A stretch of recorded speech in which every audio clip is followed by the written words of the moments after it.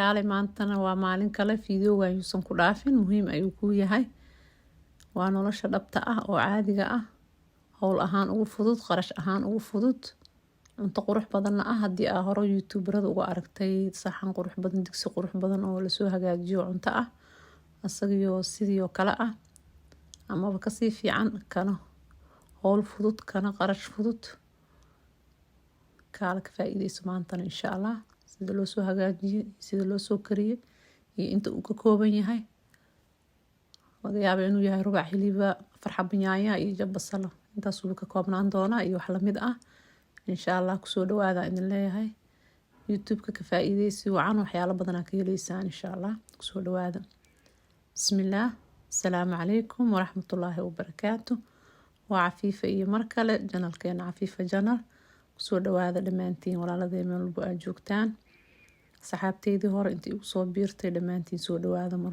labaad inta igu cusub adinkana ku soo dhawaada channelka subscribe dhahda gambaleelka furta hore u gal fiidiyoyaasha kala soo daawada insha Allah waxyaalo badan aan ka faa'iidana ka heli doontaan haddii Ilaahay idmo barnaamij kale asagana jimco walba aan soo geliyo talo iyo tusaale dhaho ku jira insha Allah asagana ka faa'iideysi waxaan idin leeyahay meesha kore oo fiidiyo ah ku dhifanaysiin wixii fiidiyo ah idin soo baxayaan markaas insha Allah ka faa'iideyso waxaan idin leeyahay maanta waxaan idin wadaa fiidiyowgan aad arkaysaan bariis lagu karinayo nolosha caadiga ah qiyaastiisa saas waaye nolosha dhabta ah fudud howl ahaan qarash ahaan meel walba ku fudud kuna fiican inta uu ka kooban yahay intaas aad arkaysaan hilibkaas iyo afar xab yaanya ah iyo jabkaas basal ah waa wixii lagu daro waa cusbo iyo wax la mid ah loogama badin doono hilibkaas waa hilib adee nus kiilo hilib ah waaye haddii aad nus kiilada kasii yar haysato ku karsan kartaa rubac haddaa haysatid haddaa nus kiilada haysatid inta aa maalintaas aa awoodo aad ku sameysanaysaa insha Allah markaani waa isku soo daray meeshaasaan ku shubay digsiga caadigan waa lagu karin karaa laakiin kana aan isaga karsaday korontada ah kan caadigaana isku markaas sida isugu dari doontiin aa ugu karsanaysiin waa ka hadda asigoo isku soo huuray isku soo karay waa hilibki iyo intii hore basashi iyo nyaayada sida ay ugu tusana basashi waa jabkaas nyaayada waa afartaas xabo nyaayadeena caadigood tii Soomaaliyana xoogaa uga dhigan kartaa inta aad markaas haysatid waxyaalaha aan ku daran waxaa waaye cusbooyinka isku darsan waxaa waajiyada qabo iyo waxaa gaduudan waa barbarooni shiidan iyo huruud ku jirta meesha waxa bariiska kalarka u yeelaa waa huruudaas sida badan fiican oo waayadan dambe la isticmaalaa dhinac walba haddii shaah noqoto iyo haddii cuntada noqotaba marka xawaajigiisa dhanba waa xawaaji kaariga bas iyo xawaaji dhudhub labadaas bas aan isticmaalay waxaa yaroo gaduudan waa barbarooniga budada ah hawshiisa dhanba waa intaas basashiisana waa haafkaas sida aan ku tusaaleynaayana waa sida caadiga loo kariyo mooygaas iyo kashaasna cid loo sheegay mar wada taqaanin xawaajigan wax yar soo dubay aan ku tumaaya meeshaas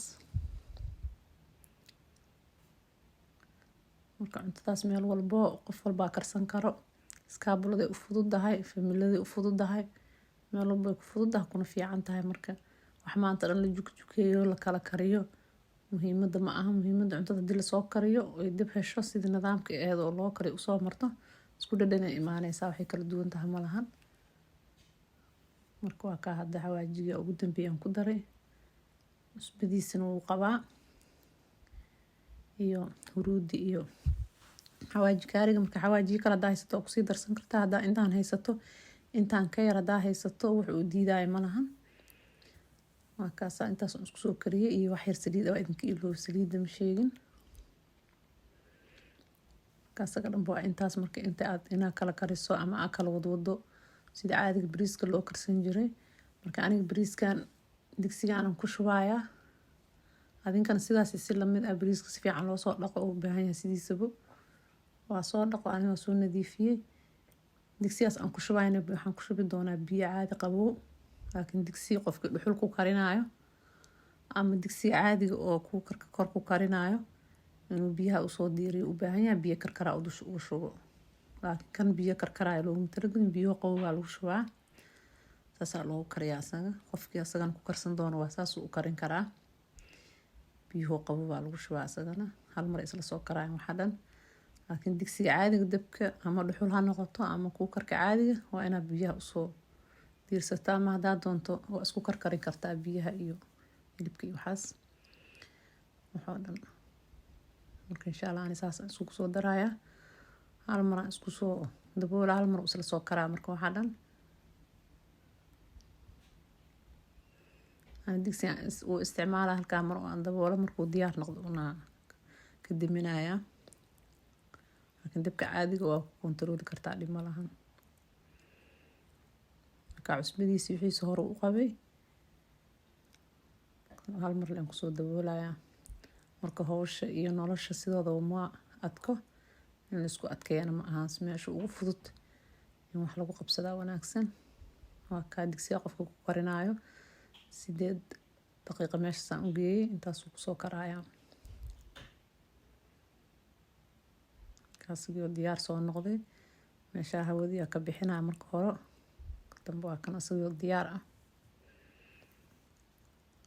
marka hadda diyaar u soo noqday. bariiskana waa 1.5 kiilo qiyaastiisa. 1 kiilo barna ku karsan kartaa adeegaas aan soo sheegay.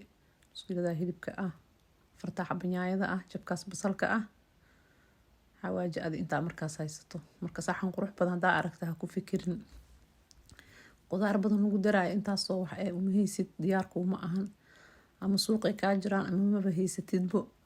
inta aa haysato bisinka u qabo, iskuna dar. waa kaa markaas iyo saxan qurux badan soo noqday. digsigii markuu diyaar noqday wax yaran ugu sugay inuu saas salka soo noqdaan ka rabay. haddana sidii kusoo dhamaaday. waxaa yar wax gubasha ah ma ahan.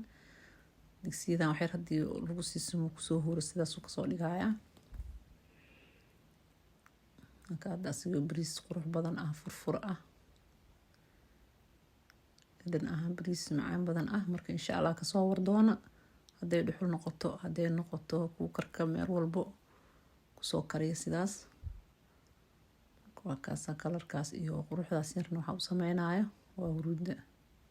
marka kalarada lagu daraayo bariiska huruudda uga fiican. huruuddaas kusoo darsada, kusoo qurxista. dhinac ahaana umuxum way fiican tahay. marka waa kaasiyoo diyaar ah. marka insha Allah ka faa'iideyso waana idin leeyahay. nolosha meesha ugu fududaan jeclahay inaan idinku soo qaato oo idinku tusaale waa laga sameyn karaa, oo aan lagu fikirin waxaa soo qudaaraha lagu daro, waxaa soo yaanya waa inaad adigana sax sidaas sameysid. marka ma aha in la isdhibo, la iska lifo. wixii markaa awoodaada wixii aa haysid, wixii kuu fudud, howl fudud, qarash fudud, dhinac walbo tabartaada. marka waa kaa sidaas uu kusoo dhamaaday. aad kusoo hagaajisan kartaa saxan qurux badan ama digsi qurux badan oo familkaaga dhan kuu deeqaayo inta aad markaa ka kooban tihiin. marka tabartaada la tilaabsadaa insha Allah. waxyaalo kalena waa idin soo wadaagi doonaa haddii Ilaahay nafta igu simo. idinkan khayr badan idin rajeynayaa. fiidiyowgan sheerta iyo like-ta ha ka hilmaamina. Asalaamu calaykum waraxmatullaahi wabarakaatuh.